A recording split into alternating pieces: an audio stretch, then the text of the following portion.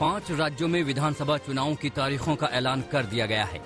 पश्चिम बंगाल, केरल, तमिलनाडु, असम और पुडुचेरी में होने वाले ये चुनाव 62 दिनों तक चलेंगे, जिनको अलग अलग चरणों में बांटा गया है।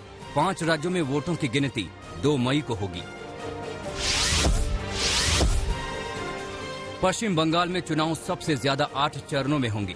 27 मार्च को पहले चरण की वोटिंग होगी, 1 अप्रैल को दूसरे चरण का मतदान, 6 अप्रैल को तीसरे चरण का मतदान, 10 अप्रैल को चौथे चरण का मतदान, 17 अप्रैल को 5वें चरण का मतदान, 22 अप्रैल को छठे चरण का मतदान, 26 अप्रैल को 7वें चरण का मतदान और 29 अप्रैल को आखिरी और 8वें चरण का मतदान होगा। पश्चिम बंगाल में 8 चरणों के चुनाव को लेकर सियासत तेज हो गई है।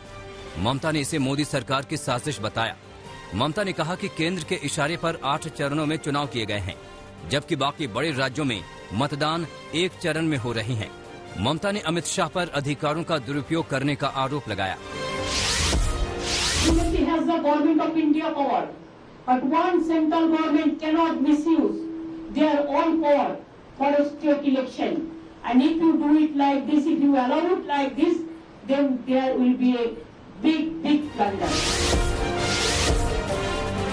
तमिलनाडु में 1 चरण में चुनाव होगा। सभी 232 सीटों के लिए 6 अप्रैल को वोट डाले जाएंगे।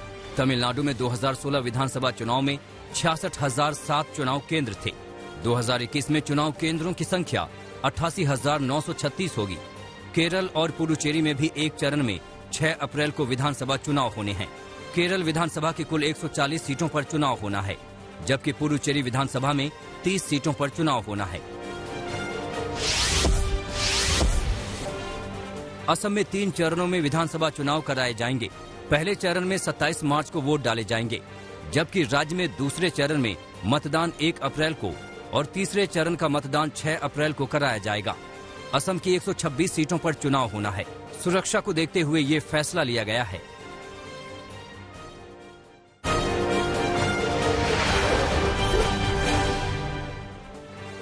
मुकेश अंबानी के घर के पास मिली संदिग्ध गाड़ी को लेकर पुलिस को कई बड़े सुराग मिले हैं। एंटेलिया के बाहर कार 24 फरवरी की रात करीब 1 बजे पार्क की गई थी।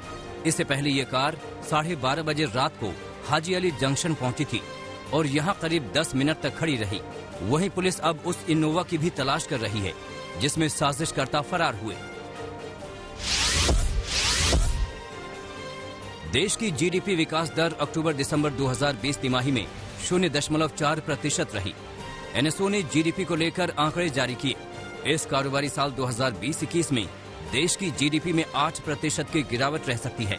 तीसरी तिमाही में विकास दर्ज करने के साथ ही देश की अर्थव्यवस्था तकनीकी मंदी से बाहर आ गई। इससे पहले लगातार 2 तिमाही जीडीपी में गिरावट दर्ज की गई थी।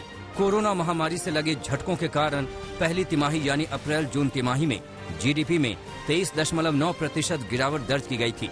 इसके बाद दूसरी तिमाही यानी जुलाई-सितंबर में भी जीडीपी में 7.5% गिरावट दर्ज की गई थी। 2011-12 के आधार पर 2020-21 की तीसरी तिमाही में अनुमानित जीडीपी 36.22 लाख करोड़ रुपए रही है। 1 साल पहले इसी अवधि में ये 36.08 लाख करोड़ रुपए थी। जीडीपी में ग्रोथ 2020-21 के दौरान 8% गिरावट का है, जबकि 2019-20 में इसी समय में ये 4% की बढ़त में थी। जीडीपी के आंकड़ों में जनवरी में बिजनेस की गतिविधियों में रिकवरी दिखी है। सेवा सेक्टर लगातार चौथे महीने बढ़ा है। पिछड़े वर्गों के लिए जाति आधारित जनगणना की याचिका पर सुनवाई के बाद सुप्रीम कोर्ट ने केंद्र, राष्ट्रीय पिछड़ा वर्ग आयोग और सामाजिक न्याय और अधिकारिता मंत्रालय को नोटिस जारी किया। कोर्ट ने केंद्र से इस मसले पर जवाब मांगा है। देश में जातिगत आधार पर जनगणना की मांग काफी समय से हो रही है। ऐसे में 2021 की जनगणना की प्रक्रिया के बीच जातिगत आधार पर जनगणना कराने की मांग जोर पकड़ रही है। भारतीय ऑलराउंडर यूसुफ पठान ने क्रिकेट के सभी फॉर्मेट से संन्यास ले लिया है। यूसुफ 2007 में T20 वर्ल्ड कप और 2011 में वनडे वर्ल्ड कप जीतने वाली भारतीय टीम का हिस्सा थे। वे 3 IPL चैंपियन टीमों के सदस्य भी रहे हैं। उनकी मौजूदगी में राजस्थान रॉयल्स ने 2008 और कोलकाता नाइट राइडर्स ने 2012 और 2014 में IPL का खिताब जीता था।